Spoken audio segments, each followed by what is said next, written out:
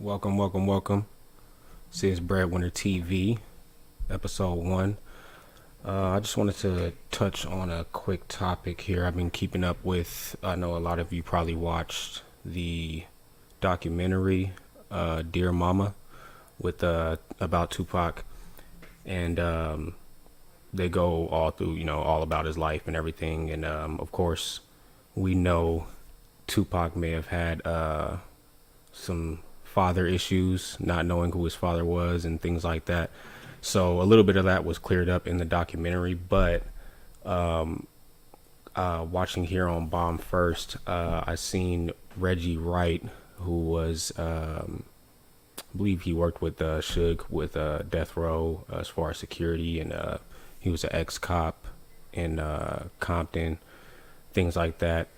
He actually spoke on it, and I guess he felt differently about Billy Garland, who came out recently claiming to be Tupac's father. So Billy Garland comes out, claims that that he's Tupac's dad.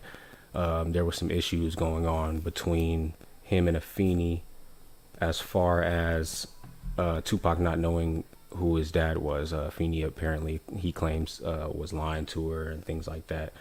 Lying to him, sorry, and telling him, that he was dead, that his dad was dead, and that, that when eventually Billy Garland, I guess, met with Tupac for the first time when he was an adult was after the shooting at the studio.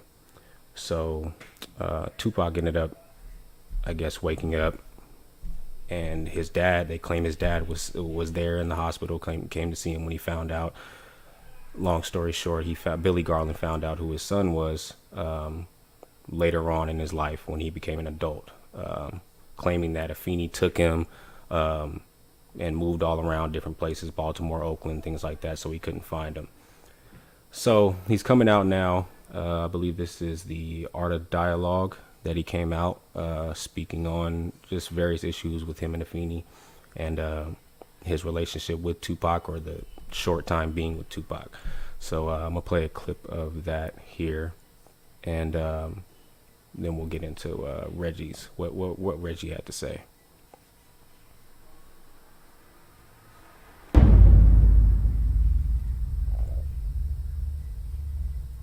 When Tupac died, you sued the estate. Most people think that it was out of greed. Here's your chance to explain. Let's note that I don't know if it's just me, but he does look like Tupac. I mean, I see like the jawline, the nose, especially the nose, and the eyebrows. So I don't know. He could be. He claims that they got a blood test. So he definitely feels or believes that he's Tupac's father. I don't think there's anybody really denying that that's Tupac's father. I think that even Reggie's not denying it. He's just calling him a deadbeat, saying that he wasn't there, and that he really was just coming around just to make claim to the estate. So I guess that's the only reason why Reggie feels that he's coming out now speaking on it. So To the world, your side of the story. Why did you sue Tupac Shakur's estate? It was an insult. I was Tupac's father. After the quad shooting, I was in Belleville. I was Tupac's father. All my many visits to Clinton prison in Dannemora. I was Tupac's father in Las Vegas.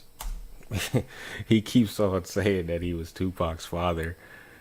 Keeps on pointing that out. Like I don't think anybody's denying that. I think the question is whether or not you were there or attempted to be there after you claim that Afeni took off, which I gotta look more into. I'm trying to see what may have been her reasons for even taking off and not wanting you around her son, because there must have been a reason for that, I'm assuming.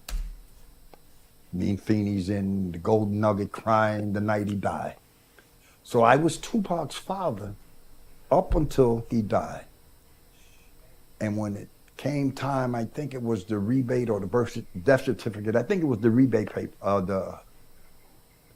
I think it was the death certificate papers. The probate? Probate. Probate. Okay. Probate. Okay.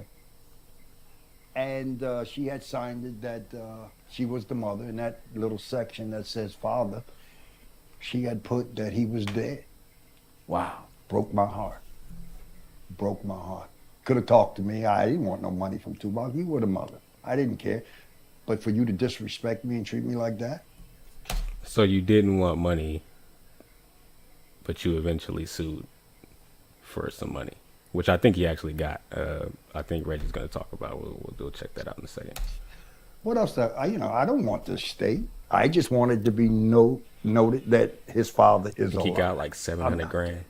And I resented the fact that you had said that. And you knew I wasn't. I wasn't dead all those other times that we were together with our son. So how did I die all of a sudden? And I can only deduce that it was over money. I hate to say that. I mean, come on, don't get me wrong. We're here talking about her, but I don't want to talk about Afeni. She was a beautiful woman. She meant well. She was a revolution. Why has this nigga got glitter on his neck? Am I tripping?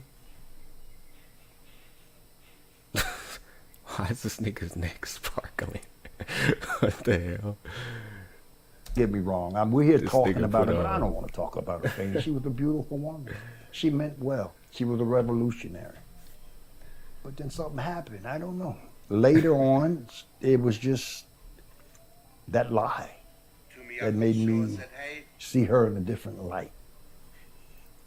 So I didn't see my son until he got shot at Bellevue.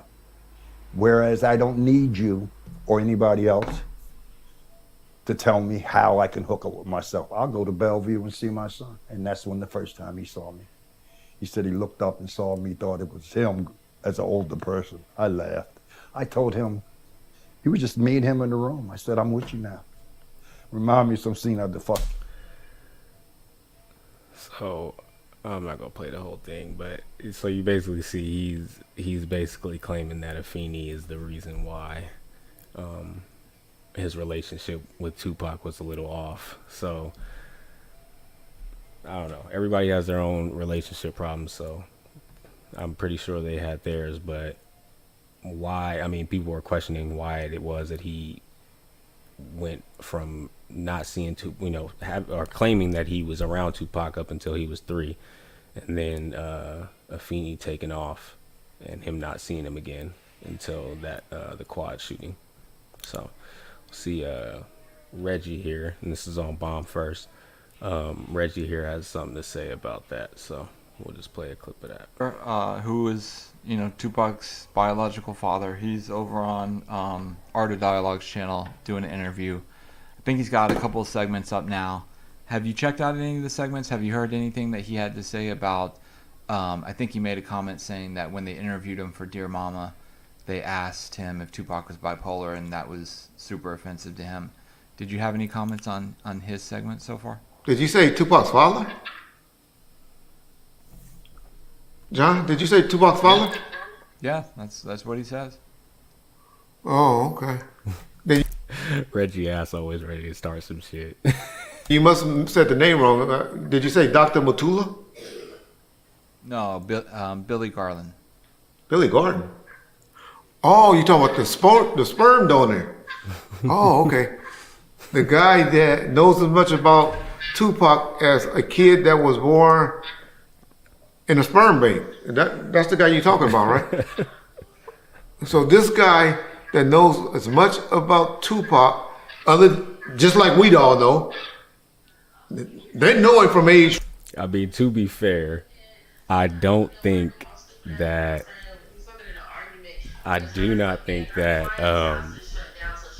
he actually claims to be that, or claims that he knows Tupac like that. I mean, he's just basically claiming that he is his actual his dad, but I don't think that he's claiming that he knows him or had a relationship with him like that. I think he's just trying to make claim to it. So 1 to 23. That's a good find on an interview. That's who we asking about. As far as about being my son and being a great find and a great interview. Okay. Well, I only knew him 11 months. And so I guess he did know him, what, 12 months prior to me? I can see Reggie hands. Was I think it was what was it? Bounty Hunter. Bounty Hunter, what's his name? Caffeine, I think his name is. He was called this nigga Lobster Hands. But around the last 11 months, You got to get back at Bounty Hunter. What's the dude's name? Bounty Hunter BJ. You got to get back at him for calling you, saying you got lobster hands, Reggie. only time I saw him was at the hospital, hanging out over there in the corner with Kadada's mama. That's what I remember him. You better have. Well, I ain't gonna say you better have hands because Reggie say he'll shoot your ass if you come for him. So I was gonna say you better have some hands with them lobster chops. Then with the actress lady standing over there, and then when I went in the room one time and saw him rolling up a bunch of marijuana joints and stuff, smoking weed and stuff. Other than that, I guess there was some time when Tupac says. Matter of fact, let's let Tupac tell him what he says. What he said. I didn't have a father. Did Did you my know father- who the father was, your biological father? I still don't know who it is, for sure. I've never taken any blood tests. The guy who I knew was my father, who claimed to be my father, he passed away, he died. And is that legs? Yes, but then recently after I got shot. So that's all I'm gonna play for now. So basically, as you can see, Billy Garland is claiming that he is actually Tupac's father, and that he feels that he deserves some claim, I guess, to the estate, just for the simple fact that he feels that it wasn't his fault, I guess, that he wasn't around. He's putting that on Afeni. So I don't know. I feel like I do know there's certain situations where to some people they have certain situations going on in their life and their relationships where I just, in short, I know people who've been in that situation where they've had their kid just taken and they don't know how to find them and things like that. So I definitely feel for that. It would be unfortunate. Let's just say, let's just give him the benefit of the doubt. Let's just say Afeni just chose to take off and leave him.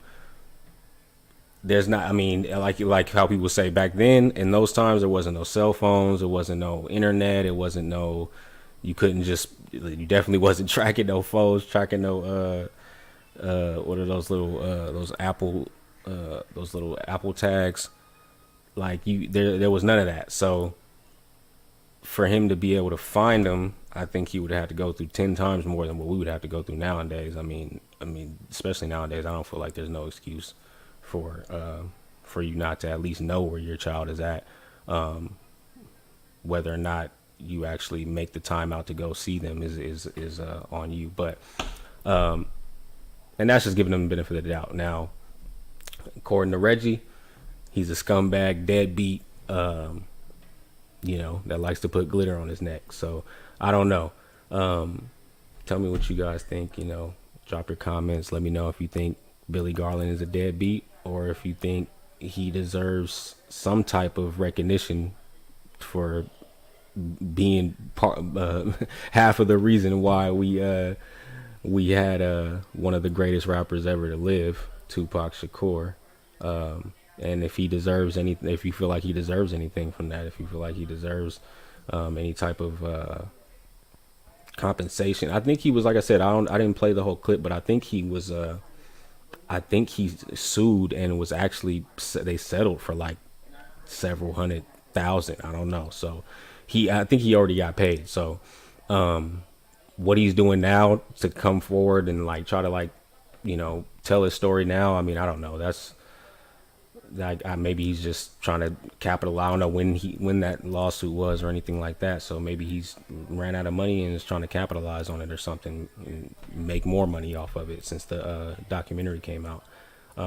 Shout out to Alan Hughes, I think it was, who directed or produced that documentary, Dear Mama. Y'all should go check that out. I've watched a lot. I'm a big Tupac fan. I've watched a lot of Tupac documentaries, a lot of different biopics and things like that on Tupac, and I feel like that Dear Mama documentary is probably like the most informative, without being so biased. What up, Shep? Definitely the most informative, in my opinion, without being biased. Granted, he could have been biased with the anybody who knows about Tupac and the Allen Hughes situation, or the Hughes brothers situation, I should say. I feel like he could, because I didn't even know when I watched it. I didn't even know that Allen Hughes had anything to do with that, and I was kind of surprised because I thought it would have been a little different if being that they had their little situation. So I think I applaud him for not, I would say, being too personal and giving a wide range of stories. Now, Reggie, on the other hand, would say, as I watched and seen, he would say that a lot of those people that were interviewed basically had to say what they said and give the opinions that they gave. So he feels like there could have been a lot more people. And also, shouts out to Reggie Wright and Bomb First. I believe they had credits in that documentary for providing a lot of the footage and photos that were provided in the documentary. So there's a lot of, like I said, if you haven't seen it, watch it, because there was a lot of footage in there, and never before seen pictures and footage and things like that, audio that was displayed there. That'll give you a lot more insight on Tupac if you're a Tupac fan, or if you just wanted to know. So definitely I would check that out. So give your opinions, let me know, leave a comment in the box. Like I said, this is episode was live. I'm not really gonna necessarily call this an episode. I'm just gonna give this a chance to marinate and let you guys learn and seek my channel if you guys care to talk about the topics that I like to talk about. We can probably set a day where we can get on here, and all my followers, we can talk about certain things and discuss certain topics. But other than that, leave your opinion. If this is your first time here, like, share, subscribe to the page. Follow me on Instagram, Breadwinner 2.0. That's BREDWINR 2.0 on Instagram. YouTube, Breadwinner TV. And yeah, like, comment, share, subscribe.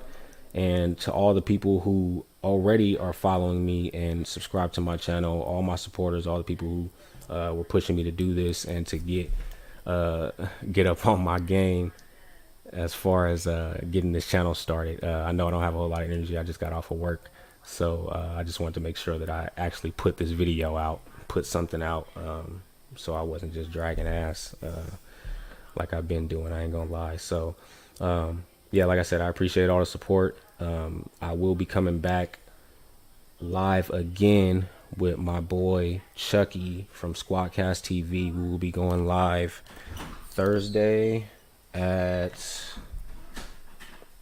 I believe, noon. Thursday at noon, but I'll set an announcement for a premiere time on YouTube, and I'll make sure that I share that for you guys. Will be a problem. Me and Chucky probably be going live every Thursday at noon to discuss various topics, things like that. Bring in guests, whoever wants to come in and watch, and just give your opinion on the topics that we talk about. And Fridays I will be having my official first episode, so I'll have an episode for you guys on Friday.